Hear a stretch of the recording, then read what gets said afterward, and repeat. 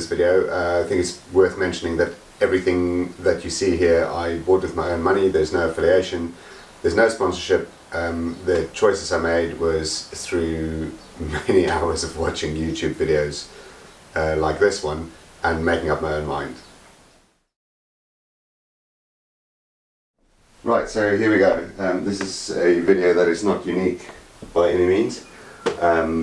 I just completed a 9-day bikepacking trip in New Zealand South Island with my friend Ryan. We rode full suspension mountain bikes. This is a Trek Fuel EX99. He rode a Santa Cruz Tallboy.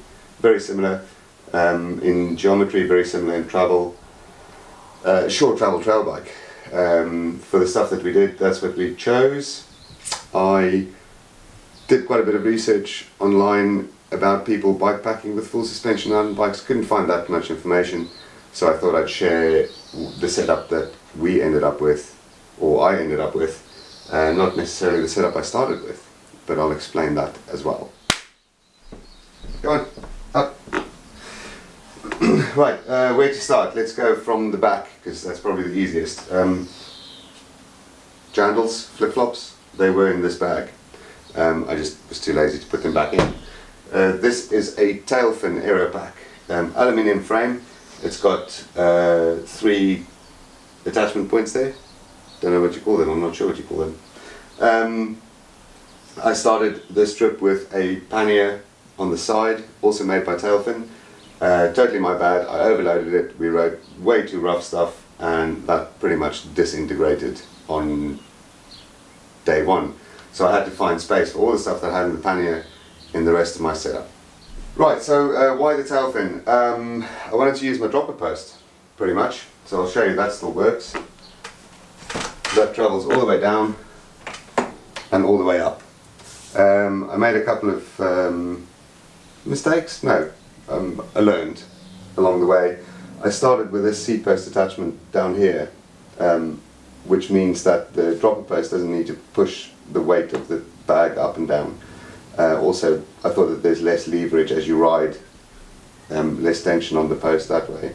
The problem is that as the bike flexes as you ride, the mounting screw on the saddle then made contact with the bag there, which made a little hole in it, unfortunately.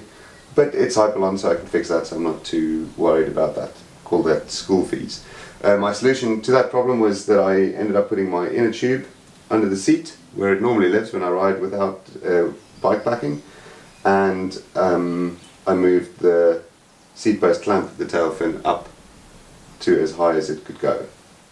The thing I like most about this Tailfin bag is the ease of putting it on the bike and taking it off. So let me show you that. Simple as undo the seat clamp. You've got a pin there, you've got a pin on this side, and we're off. And I can walk this into a cabin, into a hotel room, whatever the case may be, and that's it. I mean, there's just not much more I can say about that. Putting it back on, as simple as this. So I'll open these up. This, I'll leave links in the description below for anyone who's interested. There's really good videos online that Tailfin themselves made of how the thing, all the technology works and how you can use it and stuff. I reckon that of all the systems that I've looked at, this was by far the best. And it's back on. Why do I like the Tailfin more? Because all the weight sits on an axle that's made by Tailfin, that's bike specific, so you're not attaching anything to any of the nice carbony bits there or hanging off your seat post. Like this is just to keep it in place. It's not weight bearing, as I found out with the fact that the dropper post still works. This is advertised as a bag with 22 litre capacity. It's not 22 litres usable, it's a little bit smaller than that, but you can still get a hell of a lot of stuff in there, which I will show you. I just literally threw everything in here this morning again. So there's no specific order to it. I will also put my packing list in the description, which I thought was pretty well thought out. Wet wipes, never leave home without them. Woolly hat. Leg warmers, used them a couple of times. Long sleeve merino top.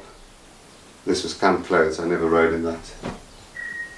My very stripy merino long pants, camp clothes, never rode in that. Pair of merino wool socks, camp clothes, never rode in that. Board shorts, camp clothes, never rode in that. Catadin Be-Free water filter, 1 litre, never used that. It's the one thing I didn't use, possibly should have. What's this? This is, I call it an event backpack, so I got it as part of an event. It's just a small backpack that if you go to the supermarket you can chuck stuff in there, chuck it on your back and write to your accommodation.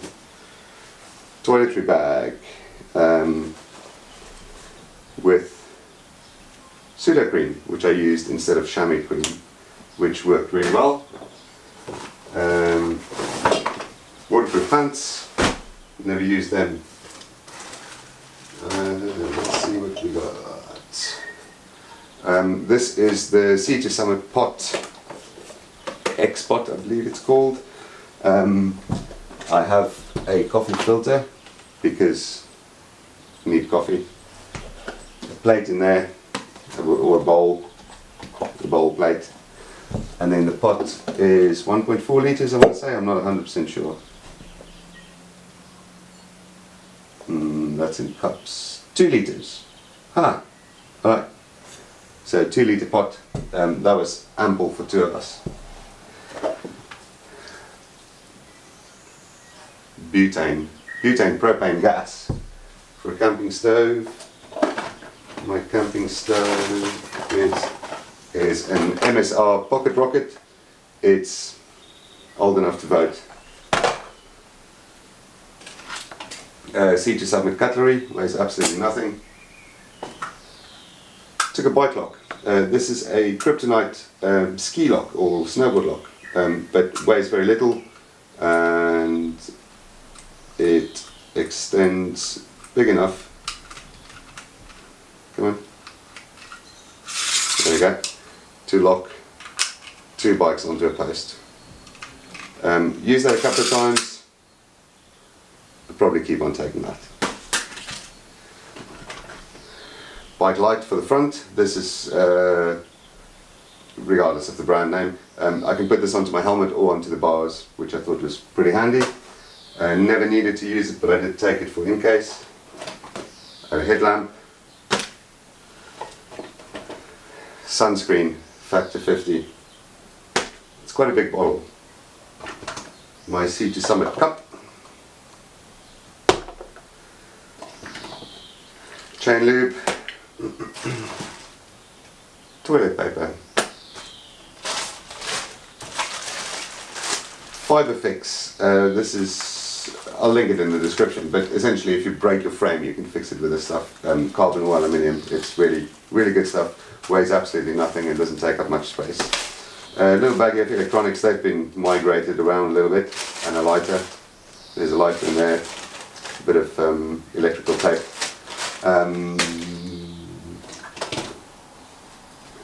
Battery pack, what was this?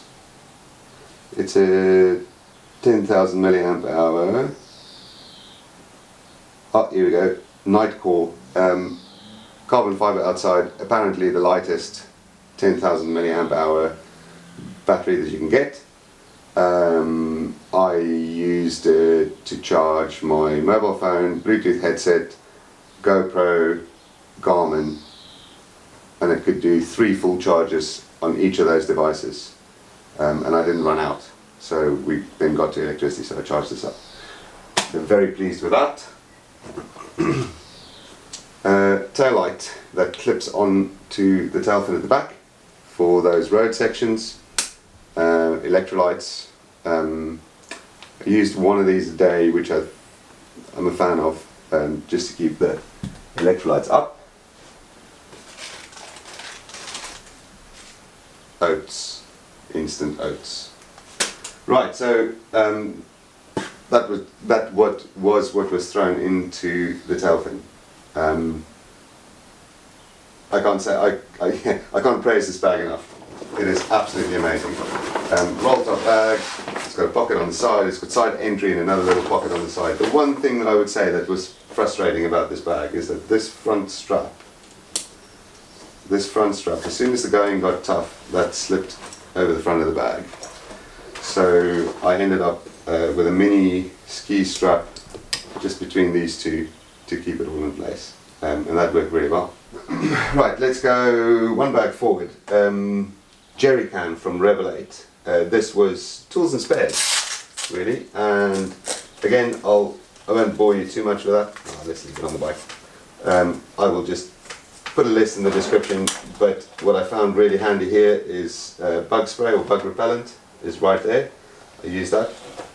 Picked up this, what do you call it, tie down strap on the road one day, and I used half of it up there, which I'll explain in a bit, but I thought that was a really cool little thing. I did use that a few times. Usual spares and tools here, fixed tyres, you know, that sort of thing, fixed punctures. Favourite bag of all time. This is also Revelate, something 2000 or 20,000, I can't remember. Magtank, that's it. So this is a magnetic clip. You can literally just flick it over like that and it locks in place, and that's it. Awesome. What I used this for was snacks. There's still a few in there. That's not good. Should have eaten those. Right. And then what was really handy is my GoPro fitted in there as well.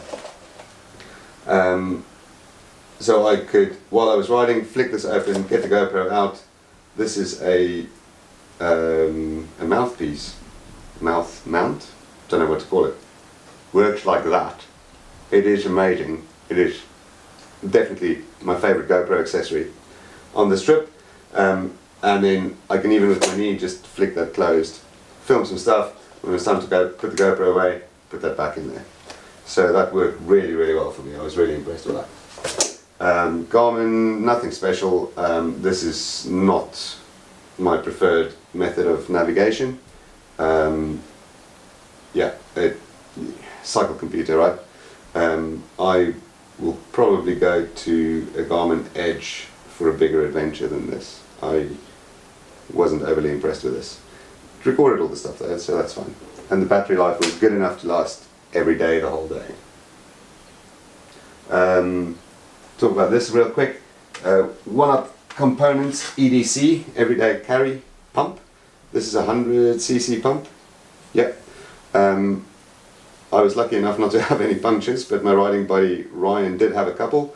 We never needed the gas canisters, we always used the pump, and it was good enough to pump up a tyre to whatever, like 25 psi in 100 pumps or less than 100 pumps. It's really good. What I love about this pump is that my multi-tool, gas canister in there, just chuck that down. Oh yeah, again, you can find out online about this stuff, but this unscrews and becomes the inflator for the gas, for the CO2. And then multi-tool, standard multi-tool does all the things that multi-tools does. This is a chain breaker and a Tyre Leaver, link for my chain, spare link for my chain up there. It's just a neat way to carry your tools. On my enduro bike, this, I don't carry a pump. This sits into the steerer tube, which is another way of mounting it. Love this thing. Absolutely love this thing. Water bottle, I started with two. I had one on the Tailfin here and one there. After 5 days of riding, never used that one. So I took it off and just rolled with one water bottle, and apart from the very last day, which we were definitely too ambitious for, that was enough. There was enough water around. There was always places to refill. You never needed to worry about it too much. So that worked great. Yes, I have a pet rabbit. Okay, let's move this stuff out the way. Talk about this. This is something that I saw on Dirty Teeth mountain biking. I might put a link in the description to his video as well. Let me get the bag off, empty that, and then I'll talk about the mounting system. It's a Revelate sweet roll. These are 80 centimeter long ski straps. They're just about the right length for this system. Again, ease of use, absolutely amazing. And let's see what we can find inside.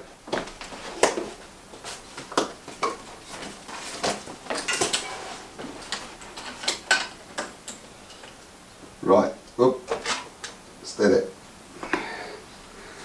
This was a tip from my buddy Ryan. Don't put your tent poles in with your tent, because all the bouncing around might poke a hole in your tent and that will ruin your day. So the tent that I ended up with is a very budget bikepacking or lightweight hiking tent from Naturehike. It's not the tent that I would necessarily want, but it's the one that I could afford. Very affordable, very practical. Yeah, they just work. So this is part of that strap that I picked up off the road, and it's just an extra strap to keep the tent poles from moving around. Little ski straps to just keep them in place. Ski straps are amazing, eh? So tent poles and pegs there. Alright. This is going to be fun. This is 2 kilos maybe? I'm not sure. Okay, puffy jacket, use that.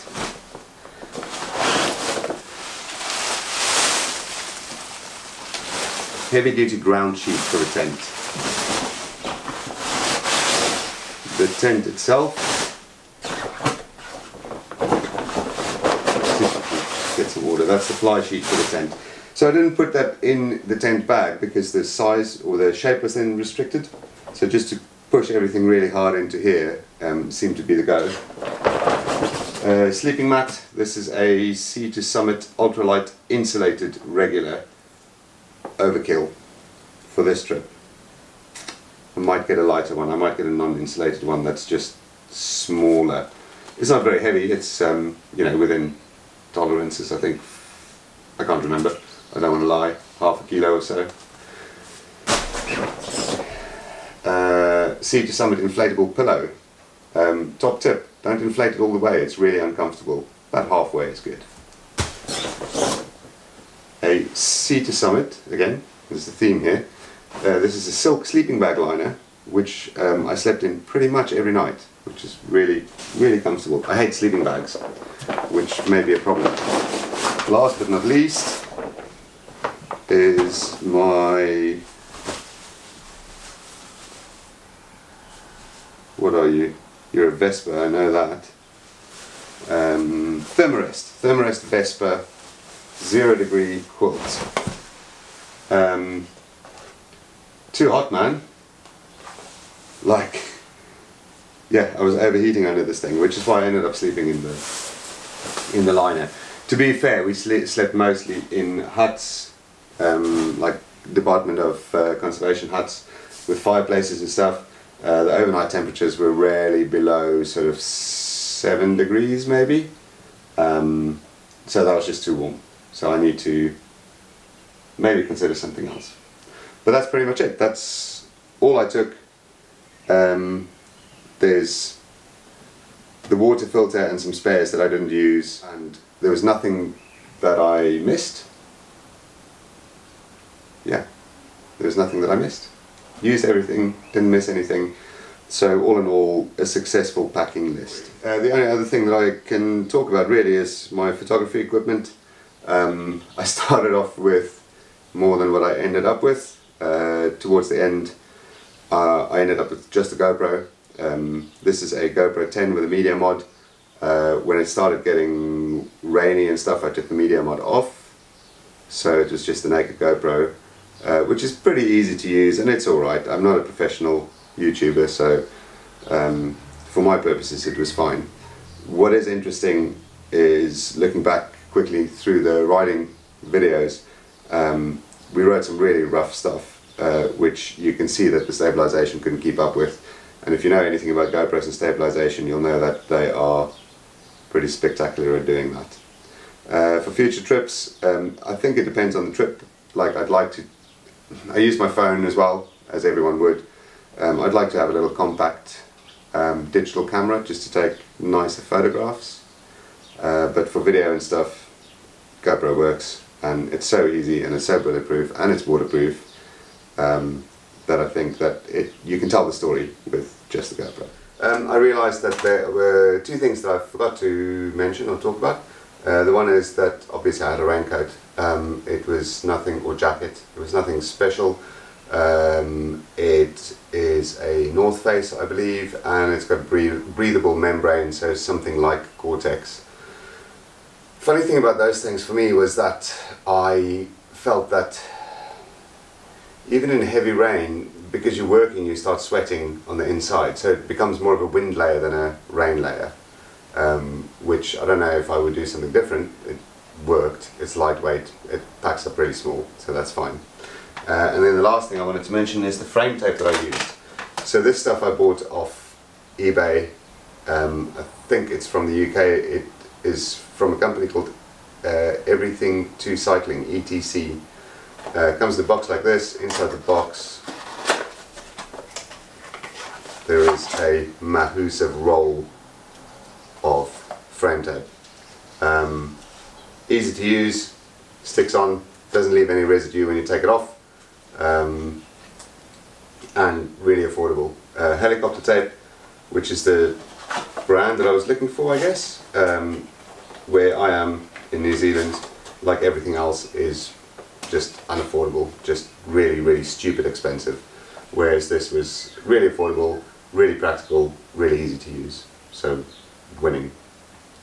I wanted to take a quick moment to talk about riding clothes. Everyone's got their preference, everyone will find different things comfortable. For me, when I ride around at home, I use cycling kit. For this trip I decided to use merino. So I had a merino t-shirt for riding, which every day or every morning, putting it on, do the sniff test, they don't smell, which is amazing. The bib shorts I used was Pearly Zoomies, really rate them, really like them. Used merino socks, and I used just a cheap pair of mountain biking shorts over the top of my bibs. I rode sometimes with gloves, sometimes not, depending on the temperature and the moisture level. For shoes, I just use mountain biking clip-in shoes, SPDs. Brand unimportant, they just, you know, shoes that fit, shoes that work, will work for you. Can you see this? Can't really see this. So, the scary thing that happened to me, you may or may not be able to see that there's a hole in the shoe there. I was riding along pretty fast, and a stick came in between my crank and my foot. So the foot was like this, and the stick impaled my shoe and ran on the inside of the shoe, but next to my foot all the way to here, at which point I stopped, freaked out a little, did a little systems check, and then found that my foot was okay, and carried on riding. I haven't really talked about that. So I just want to talk about how I attach that sweet roll. This is very badly put on here, but that kind of sits like that. So this is a carbon rod with some aluminium brackets that clamp onto your handlebars. Got it off eBay for, I don't know, $1.20 plus free shipping from China kind of thing. And the concept is really nice. You'll see on the riding videos that handlebar bag does not move, it just stays in the same place. Unfortunately, this bracket failed. Let me see that. Yep, spectacularly. Full Unfortunately, the way I had this mounted, it sort of rested on my brake levers, so with a bit of tape I could manage to keep that together for the last day and a half of riding or something. The slight issue with this, and it's not something that you can't overcome, but the slight issue with this is that this is a 35mm handlebar, and these clamps should only go to 31.5. Is this size down? You can change the handlebars by changing the stem of the handlebars. I think what I'm going to end up doing is get my friend who does 3D printing to see if he can 3D print me some better mounts for that, because I really like the system. So we need to make that bulletproof. Right, tyres is the last topic. I went with Max's Ardent Race tyres with all the protection-y bits. Let's see if we can find the sticker. Where is it? There it is. Ardent Race. That's a 235 on the front. I got a 220 on the back. All the protected-y bits, and I was really pleased with them. They fast rolling. They seem to be durable enough. I didn't get any punctures. What I would say is that they're not great in the wet, and on the really rocky stuff I was definitely under-tired. There was a bit of wheel spin, but all in all, not a bad choice. Just realised there is something I forgot to mention. I put I don't know if you'll be able to see it, I cable tied a spare spoke to the bottom of my chainstay there. This bike, I want to say, is cleverly designed in a way that all the spokes, front and back wheels, drive side, non-drive side, are all exactly the same spokes. So, and they straight pull, which means that if you break a spoke on the drive side, you do not need to pull the cassette off to replace it. You can work past the cassette quite easily. Now I get to go and clean my bicycle, ready for the next adventure.